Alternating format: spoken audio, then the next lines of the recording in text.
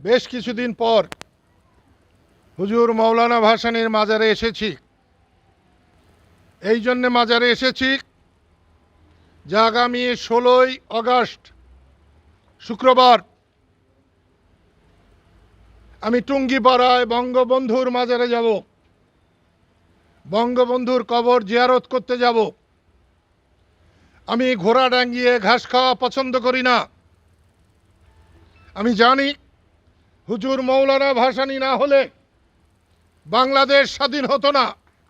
হুজুর মৌলানা ভাসানী না হলে বঙ্গবন্ধু শেখ মুজিবুর রহমান হতেন না।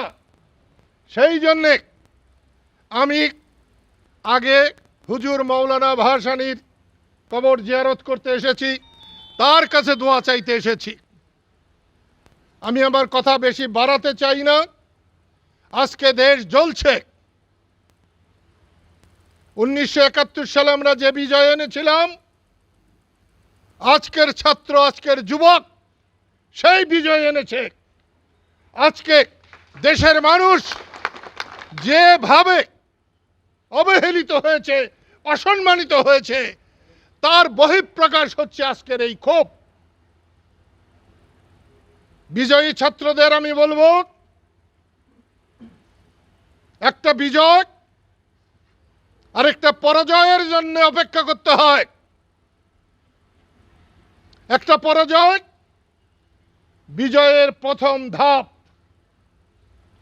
সেই জন্যে যারা বিজয় অর্জন করেছে তাদেরকে মানুষের আস্থা অর্জন করতে হবে, মানুষের বিশ্বাস অর্জন করতে হবে, মানুষকে এই দোজখের হাত থেকে বাঁচাতে হবে। আমার বড় ভাই লতিফ সিদ্দিকী বলেছেন তিনি আর রাজনীতি করবেন না। আমি তোমাদেরকে বলছি, আমার শেষ শ্বাস যেন রাজনীতি করতে করতে করতে আমার যেন শেষ শ্বাস বেরিয়ে যায়।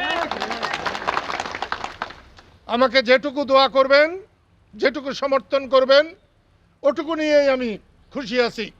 আমি দেশের মানুষের পাশে থাকতে চাই, পাশে থেকে আমি মরতে চাই। 1975-এ বড় বড় আওয়ামী লীগের নেতারা তারা ইঁদুরের গর্তে লুকিয়েছিল। আজকে ইঁদুরের গর্তে না, বাইতানের গর্তে ঢুকিয়েছে। আমি বলবো তোমরা এই গর্তে লুকিয়ে থেকো না। শেখ হাসিনা আর বঙ্গবন্ধু শেখ মুজিবুর রহমান এক কথা না।